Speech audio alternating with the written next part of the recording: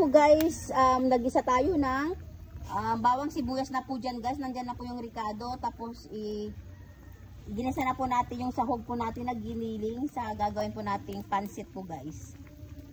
Ano to? Pansit? Pansit bihon. Pansit bihon po guys. Ayan, lulutuan po natin ng pansit yung aking pamangkin dahil birthday niya po guys. Ayan. Ayan po guys, nilagay na po natin yung yung pansit po guys. Hindi na po natin napakita. Tapos sinulog na din po yung peche bago. Ayan. Yan pa naman pansit canton.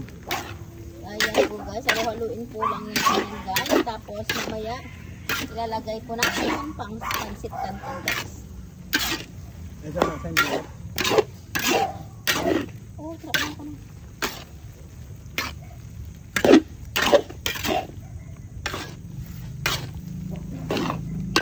Ayan po guys, yung pansit. Ayan, tikman po natin kung anong lasa na. Ayan guys, masarap na siya.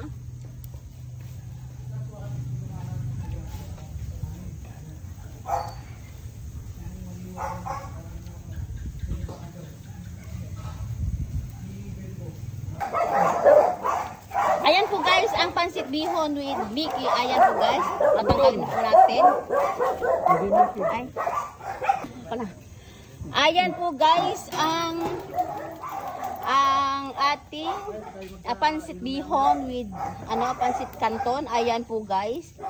Ayan, ready to serve na po yan guys. Yung pansit na niluto natin guys. Ayan, ang sarap niyan po guys. Ayan.